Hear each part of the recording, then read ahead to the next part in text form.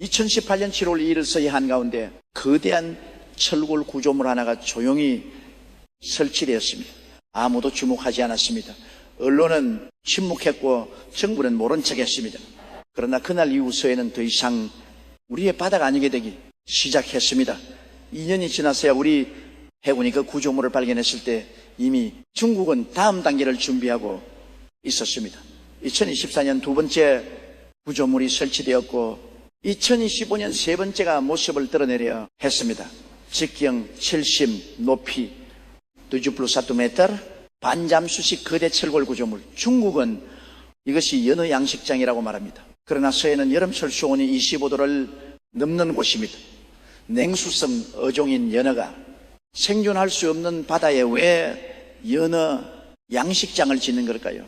더 놀라운 것은 450년 전 한 예언가가 이 순간을 이미 보았다는 점입니다. 조선 중기 격암 남사고 그런 임진왜란을 예언했고 동서분당을 미리 알았으며 선조의 절까지 정확히 맞춘 인물입니다. 그리고 그가 남긴 예언서 곳곳에는 서해에 관한 기묘한 경고들이 숨어 있었습니다. 서쪽 바다에 용의 비늘이 떨어진다. 바다는 서서히 주인을 잃고 동쪽의 땅은 발붙일 곳을 잃는다. 이 문장을 두고 사람들은 오랫동안 무엇을 의미하는지 알 수 없었습니다.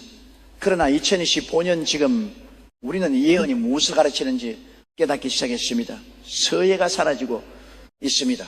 소리 없이 느리게, 그러나 확실하게. 시청자 여러분, 우리는 지금 역사의 중대한 갈림길에서 있습니다.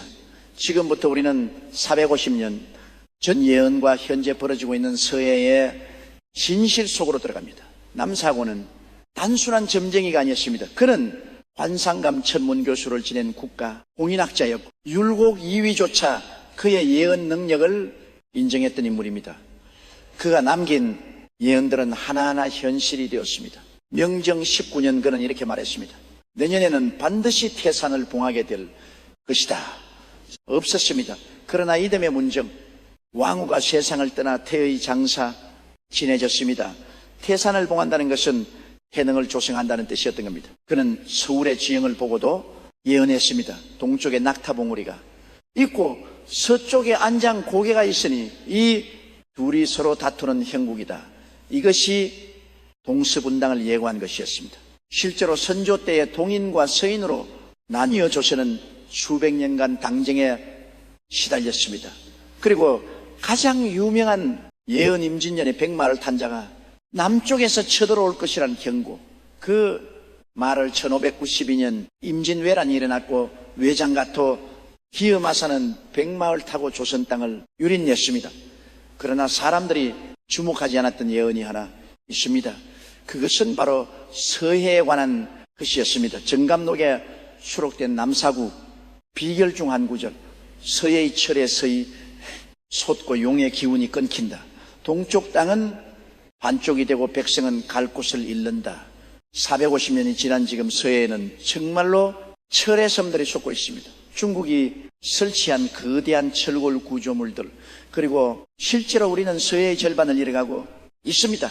어민들은 조업구역을 잃고 해군은 작전 해역이 좁아지고 있습니다.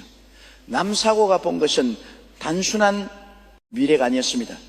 그런 시간의 흐름 속에서 한반도가 맞이할 가장 큰 위기를 보았던 겁니다.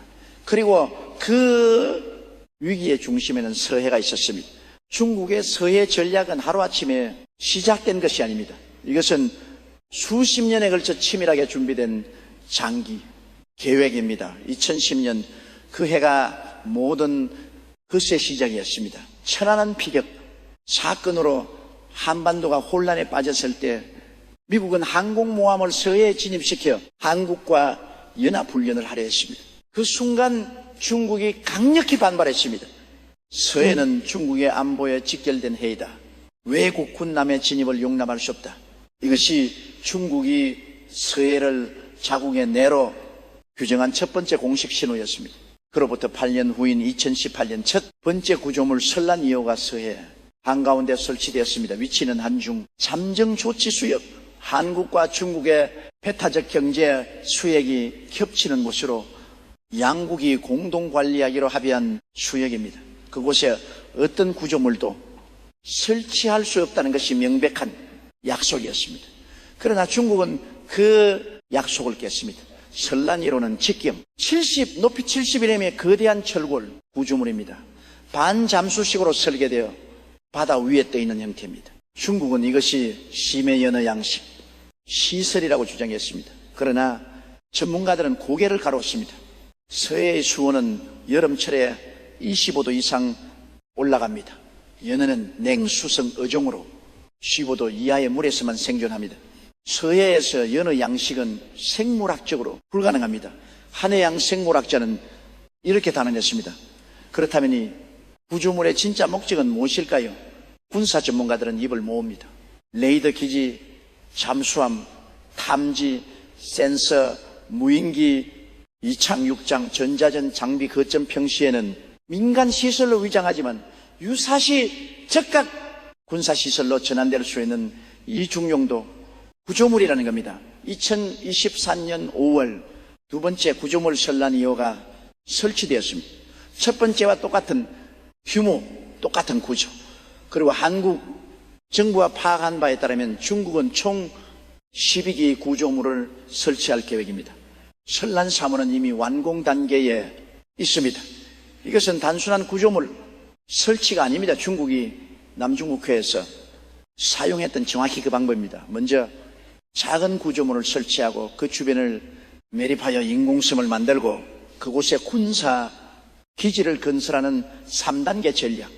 남중국해에서 이 방법은 성공했습니다. 국제재판소가 중국의 주장을 불법이라고 판결했지만 중국은 무시했고 지금 남중국해의 90%는 사실상 중국의 바다가 되었습니다. 그리고 이제 똑같은 일이 서해에서 벌어지고 있습니다. 남사고의 연세는 또 다른 구절이 있습니다. 철의 기둥이 바다를 가르고 용의 길을 끊으면 동쪽 땅은 섬이 된다. 철의 기둥 바로 중국이 설치한 구조물들입니다. 그리고 용의 길, 이것은 무엇을 의미할까요? 풍수진리에서 용맥이란 대지의 기운이 흐르는 길을 말합니다. 산맥을 따라 흐르는 용맥도 있지만 바다를 통해 흐르는 해룡맥도 존재합니다. 한반도의 해룡맥은 서해를 통해 중국 대륙과 연결되어 있습니다. 서해는 단순한 바다가 아니라 한반도와 대륙을 잇는 기운의 통로였습니다. 그런데 그 통로가 끊기면 어떻게 될까요? 남사고는 말합니다. 동쪽 땅은 섬이 된다고. 지리적으로 한반도는 이미 섬입니다. 북쪽이 막혀있기 때문입니다. 그러나 서해를 통한 대륙과의 연결이 있었기에 우리는 숨 쉴 수 있었습니다. 경제적으로, 문화적으로, 전략적으로. 그런데 서해에 맞아 이러면 한국은 완전한 고립 상태에 빠집니다. 중국이 서해의 12기의 구조물을 모두 설치하고 그 주변을 자국 영해로 선포하면 어떤 일이 벌어질까요? 한국어서는 조업할 수 없게 됩니다. 한국 해군은 작전 해역의 절반을 잃습니다. 한미 연합 훈련은 불가능해집니다. 서해를 통한 무역로는 중국의 통제를 받게 됩니다. 그리고 가장 심각한 것, 유사시 미군의 증원이 차단됩니다. 대만 해협에서 충돌이 발생하면 중국은 서해를 즉각 봉쇄할 것입니다. 미국의 항공모함과 수송선이 서해를 통과할 수 없다면 한국은 어떻게 될까요? 남사고가 본 미래는 바로 이것이었습니다. 서해가 중국의 바다가 되고 한국이 완전히 고립되는 순간 그는 450년. 저는 이미 알고 있었습니다. 2025년 2월 26일 한국해양조사선 원누리호가 서해 잠정 조치 수역에 진입했습니다. 중국이 설치한 구조물을 조사하기 위해서였습니다. 구조물의 1km까지 접근했을 때 중국 고무보트 3척이 나타나 길을 막았습니다. 한국 해경이 급파되었고 양측은 이 시간 동안 대치했습니다. 이것은 우리 시설이다. 조사할 수 없다. 중국 측의 말이었습니다. 한중업 협정에 따르면 잠정 조치 수역은 양국이 공동 관리하는 곳입니다. 어느 한쪽이 일방적으로 시설을 설치하고 상대방의 접근을 막을 권리는 없습니다. 그러나 중국은 이미 그것을 자국 영해처럼 행동하고 있었습니다. 이것을 전문가들은 회색지대 전략이라고 부릅니다. 전쟁을 일으키지 않으면서도 조금씩 시료 지배를 확장하는 방법.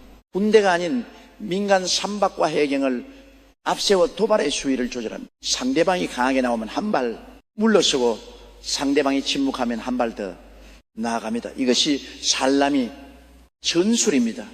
한 번에 한 조각씩 천천히 그러나 확실하게 영토를 빼앗아가는 방법. 남중국해에서 중국은 70년 동안의 방법을 사용했습니다. 1947년 남중국해에 11단선을 그었고 1953년 9단선으로 줄였으며 2023년 다시 10단선으로 확장했습니다. 필리핀, 베트남, 말레이시아가 항의했지만 소용없었습니다. 중국은 묵묵히 인공섬을 건설했고 군사기지를 세웠으며 지금은 그곳이 자국 영토라고 주장합니다. 그리고 이제 똑같은 일이 서해에서 시작되었습니다. 2010년 내와 서는 2018년 첫 구조물 설치, 2024년 두 번째 구조물 설치, 2025년 한국 조사선 접근 차단. 단계가 차근차근 밟아지고 있습니다. 2025년 6월에는 더 충격적인 일이 벌어졌습니다. 중국이 서해 잠정 조치, 수역 인근에서 항공모함 푸제남을 동원한 실탄 후 훈련을 실시한 것입니다. 이것은 명백한 군사 시위였습니다. 이 바다는 우리 것이다. 누구도 방해하지 마라. 전문가들은 경고합니다. 지금 당장 조치를 취하지 않으면 5년 안에 서해는 중국의 것이라고 2030년까지 해결하지 못하면 우리는 서해를 영원히 잃게 될 것이라고. 남사고 비결에는 이런 구절도 있습니다. 서쪽에서 거대한 그림자가 다가온다. 그것은 천천히 움직이지만 멈추지 않는다. 동쪽의 백성들은 그것을 보지 못하고 깨달았을 때는 이미 늦다. 거대한 그림자. 중국의 팽창을 이보다 더 정확하게 표현할 수 있을까요? 중국은 급하지 않습니다. 10년, 20년, 50년을 계획합니다. 그들에게 시간은 편입니다. 천천히 한 걸음씩 나아가도 결국 목표에 도달한다는 것을 알기 때문입니다. 그러나 우리는 어떻습니까? 우리는 그것을 보지 못했습니다. 2018년 첫 구조물이 설치됐을 때 언론은 침묵했습니다. 2020년 우리 해군이 그것을 발견했을 때도 정부는 공개하지 않았습니다. 2012년 석유시 주장비까지 발견됐을 때조차 조용히 넘어갔습니다. 왜 그랬을까요? 중국을 자극하고 싶지 않아서 했습니다. 경제관계를 해치고 싶지 않아서 했습니다. 큰 문제가 되지 않을 거라고 생각해서 했습니다. 그러나 침묵은 동의로 해석되었습니다. 중국은 우리의 침묵을 허락으로 받아들였고 다음 단계로 나갔습니다. 남사고는 이것까지 내다봤습니다. 깨달았을 때는 이미 늦다. 우리가 심각성을 인식했을 때는 이미 되돌릴 수 없는 지경에 이른다는 뜻입니다. 그렇다면 지금은 어느 시점일까요? 아직 늦지 않았을까요? 아니면 이미 늦은 걸까요? 한해양 전략 전문가는 이렇게 말합니다. 우리에게 남은 시간은 5년입니다. 2030년까지. 서해 문제를 해결하지 못하면 그 이후에는 어떤 노력을 해도 소용없습니다. 중국이 12개의 구조물을 모두 설치하고 그 주변 해역을 지배하기 시작하면 우리는 더 이상 손쓸 수 없습니다. 5년 우리에게 주어진 시간입니다. 그러나 이 5년 동안 우리는 무엇을 할 수 있을까요? 남사고의 예언서 가장 논란이 되는 구절이 있습니다. 서해를 잃으면 나라의 절반을 잃는다. 그러나 서해를 지키려면 스스로 일어서야 한다. 다른 이의 힘만 믿으면 결국 혼자 남게 된다. 이것은 무엇을 의미할까요? 많은 사람들은 한미동맹을 떠올립니다. 미국이 있으니 중국을 막을 수 있다고 생각합니다. 그러나 남사고는 경고합니다. 다른 이의 힘만 믿으면 안 된다고. 실제로 미국의 입장은 복잡합니다. 중국과 전면전을 벌일 의사는 없습니다. 대만 문제도 미국에게는 부담입니다. 하물며 서해 문제 미국이 적극 개입할까요? 미국은 한국에게 말합니다. 먼저 너희가 강하게 나와라. 그러면 우리가 지원하겠다. 그러나 우리는 강하게 나오지 못합니다. 중국과의 경제 관계가 두렵기 때문입니다. 중국은 우리의 최대 교육국입니다. 중국 시장을 잃으면 경제가 무너질 것이라는 두려움이 있습니다. 그래서 우리는 조용히 항의만 하고 실제 행동은 하지 못합니다. 중국은 이것을 정확히 알고 있습니다. 그래서 더욱 대담하게 나옵니다. 한국은 행동하지 못할 것이라는 확신이 있기 때문입니다. 그렇다면 남사구가 말한 스스로 일어선다는 것은 무엇일까요? 그것은 우리도 서해의 구조물을 설치하는 것입니다. 비례 대응. 중국이 이 길을 설치했으면 우리도 이 길을 설치하는 겁니다. 중국이 부표 13개를 설치했으면 우리도 13개를 설치하는 겁니다. 2025년 해양수산부가 예산을 확보했습니다. 대형 부표 설치를 위한 연구 용역비 10억 원. 이것이 시작입니다. 작지만 중요한 첫걸음입니다.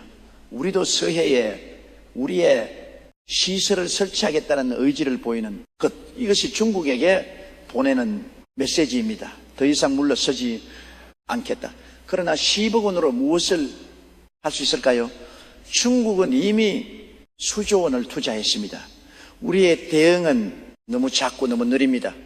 남사고 비길의 마지막 구절, 바다를 잃은 나라는 대륙에게 삼켜진다. 그러나 바다를 지킨 나라는 대륙을 견제한다. 선택은 백성의 손에 있다. 선택은 백성의 손에 있다. 이것이 가장 중요한 메시지입니다. 정부가 움직이지 않으면 국민이 목소리를 내야 합니다. 언론이 침묵하면 시민이 알려야 합니다.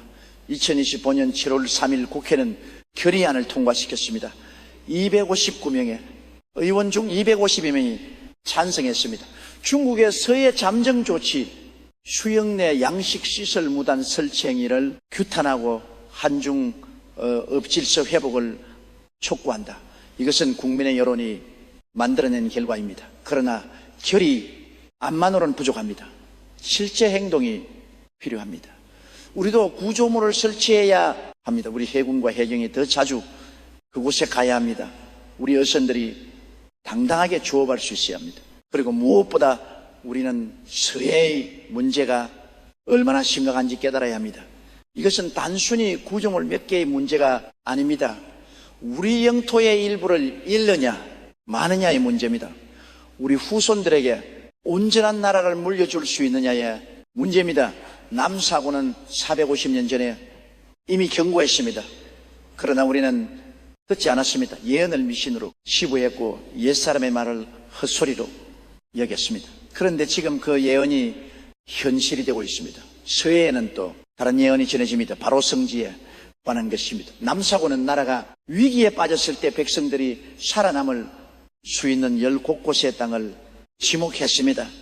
풍기, 영월, 봉화, 안동, 예천, 보훈, 운봉, 무주, 합천, 공주 모두 내륙 깊숙한 곳입니다. 그런데 흥미로운 점이 있습니다. 서해안에는 단 한 곳도 없습니다. 동해안에도 없습니다. 남해안에도 없습니다. 모두 산으로 둘러싸인 분지형입니다. 왜 그랬을까요? 한 풍수 전문가는 이렇게 해석합니다. 남사고는 바다가 안전하지 않다는 것을 알았습니다. 특히 서해는 가장 위험한 곳이라고 봤습니다.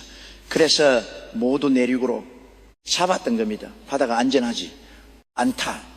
450년 전에는 외구의 침입을 걱정했을 것입니다. 그러나 지금은 다른 의미입니다. 서해 자체를 이룰 수 있다는 의미입니다. 만약 서해를 정말로 이룬다면 어떻게 될까요? 인천, 평택, 당진, 군산, 목포, 서해안의 모든 도시가 위협받습니다. 경제적으로 엄청난 손실입니다. 서해안 항구를 통한 무역이 중국의 통제를 받게 됩니다. 국방적으로도 심각합니다. 서해 함대가 작전 해역을 이루면 한국 해군의 절반이 무력화됩니다. 그리고 심리적으로 국민들은 좌절할 것입니다. 우리 땅을 지키지 못했다는 패배감, 중국 앞에서 무기력했다는 자괴감, 이것이 국가 전체를 우울하게 만들 것입니다. 남사고가 본 미래는 이런 모습이었을까요? 그렇다면 우리는 그 미래를 바꿀 수 있을까요? 역사는 반복된다고 합니다. 임진왜란 때 우리는 준비하지 않았습니다. 율곡, 이의가 10만 양병을 주장했지만 조정은 듣지 않았습니다. 남사고가 전쟁을 예언했지만 사람들은 믿지 않았습니다. 그리고 1592년 왜군이 쳐들어왔을 때 조선은 속수무책이었습니다. 지금 우리는 또다시 같은 실수를 하고 있습니다. 전문가들이 경고하지만 정부는 미온적입니다. 예언이 현실이 되고 있지만 국민들은 무관심합니다. 그리고 중국은 한 걸음 한 걸음 서해를 차지해 가고 있습니다. 2030년 앞으로 5년 후입니다. 그때가 되면은 이미 늦을 것입니다. 중국이 12기의 구조물을 모두 설치하고 인공섬 건설을 시작하면 우리는 더 이상 막을 수 없습니다. 국제재판소에 가도 소용없습니다. 중국은 남중국의 판결을 무시한 전례가 있습니다. 그렇다면 우리는 무엇을 해야 할까요? 먼저 알아야 합니다. 서해에서 무슨 일이 벌어지고 있는지, 중국이 무엇을 하고 있는지, 이것이 우리에게 얼마나 심각한 문제인지. 둘째, 목소리를 내야 합니다. 정부에게 강력한 대응을 요구해야 합니다. 국회의원들에게 압력을 넣어야 합니다. 언론이 이 문제를 계속 다루도록 만들어야 합니다. 셋째, 행동해야 합니다. 우리도 서해의 구조물을 설치해야 합니다. 우리 해군과 해경이 더 자주 순찰해야 합니다. 중국에게 단호한 메시지를 보내야 합니다. 서해는 우리 바다다. 사고의 예언은 운명이 아닙니다. 그것은 경고입니다. 미래를 바꿀 수 있는 기회입니다. 그가 우리에게 알려준 것은 무엇이 벌어질지가 아니라 무엇을 조심해야 하는지입니다. 시청자 여러분, 지금 이 순간에도 서해에서는 중국 선박들이 움직이고 있습니다. 새로운 부표를 설치하고 있을지도 모릅니다. 설난 3호를 끌고 오고 있을지도 모릅니다. 그리고 우리는 그것을 보고만 있습니다. 남사고는 말했습니다. 미래는 정해진 것이 아니다. 사람의 선택으로 바뀔 수 있다. 그러나 선택하지 않으면 최악의 미래가 온다. 지금 우리 앞에는 두 가지 길이 있습니다. 하나는 계속 침묵하며 서해를 잃는 길, 다른 하나는 일어서서 싸우며 서해를 지키는 길. 어느 길을 선택할까요? 그 선택은 정부만의 몫이 아닙니다. 국회만의 몫도 아닙니다. 그것은 우리 모두의 몫입니다. 당신과 나의 선택이 대한민국의 미래를 결정합니다. 450년 전 남사고는 우리에게 경고를 남겼습니다. 그리고 450년이 지난 지금 그 경고가 현실이 되고 있습니다. 우리는 이 경고를 들을 것입니까? 아니면 또다시 무시하고 후회하게 될까요? 서해는 지금 이 순간에도 조용히 사라지고 있습니다. 소리 없이 느리게. 그러나 확실하게 우리가 깨어나지 않으면 5년, 90년 후 우리 아이들은 물을 것입니다. 왜 서해를 지키지 않았나요? 왜 우리 바다를 빼앗기도록 내버려뒀나요? 그때 우리는 무슨 대답을 할 수 있을까요? 남사고의 마지막 예언, 나라를 구하는 것은 영웅이 아니다. 깨어있는 백성이다. 지금 우리에게 필요한 것은 영웅이 아닙니다. 깨어있는 시민입니다. 문제를 인식하고 목소리를 내는 사람들입니다. 당신이 바로 그 사람입니다. 서해를 지키기 위해 우리가 해야 할 일들을 정리해 봅시다. 첫째, 서해 문제를 널리 알려야 합니다. 주변 사람들에게 이야기하세요. 가족에게, 친구에게, 직장 동료에게. 많은 사람들이 아직도 서해에서 무슨 일이 벌어지는지 모릅니다. 우리가 알려야 합니다. 둘째, 정부에 압력을 넣어야 합니다. 국민신문고에 글을 올리세요. 국회의원에게 메일을 보내세요. 청와대에 청원하세요. 서해 문제를 강력하게 대응하라. 국민의 목소리가 모이면 정부도 움직입니다. 셋째, 언론을 주시해야 합니다. 서해 문제를 다루는 기사에 댓글을 달고 공유하세요. 언론사에 서해 문제를 계속 보도해달라고 요청하세요. 언론에 관심이 유지돼야 정부도 긴장합니다. 넷째, 서해 관련 단체들을 지원하세요. 서해를 지키기 위해 활동하는 시민단체, 어민단체, 환경단체들이 있습니다. 그들에게 후원하고 그들의 활동에 동참하세요. 이 모든 것들이 작가 보일 수 있습니다. 한 사람의 힘으로 무엇을 바꿀 수 있겠느냐고 생각할 수 있습니다. 그러나 역사가 증명합니다. 작은 힘들이 모여 큰 변화를 만들어낸다는 그것을 서해 문제도 마찬가지입니다. 한 사람 한 사람의 관심과 행동이 모이면 서해를 지킬 수 있습니다. 마지막으로 남사고가 남긴 희망의 메시지를 전합니다. 어두운 예언도 깨어있는 자들에게는 빛이 된다.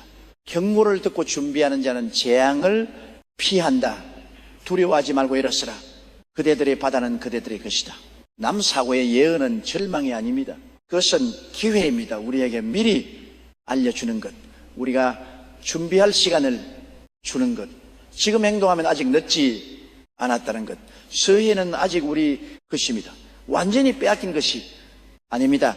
중국이 구점을 몇 개를 설치했지만 그것으로 끝난 것이 아닙니다. 우리가 지금 일었으면 막을 수 있습니다. 2030년까지 5년이 남았습니다. 이 5년이 우리의 마지막 기회입니다. 이 시간 동안 우리가 무엇을 하느냐에 따라 대한민국의 미래가 결정됩니다. 남사고는 450년 전에 우리를 위해 경고를 남겼습니다. 이제 우리가 응답할 차례입니다. 우리는 그 경고를 헛되이 하지 않을 것입니다. 우리는 서해를 지킬 것입니다. 우리 후손들에게 온전한 나라를 물려줄 것입니다. 시청자 여러분, 이 이야기를 많은 사람들에게 알려주십시오. 구독과 좋아요로 이 메시지가 더 널리 퍼질 수 있도록 도와주십시오. 서해를 지키는 일은 우리 모두의 책임입니다.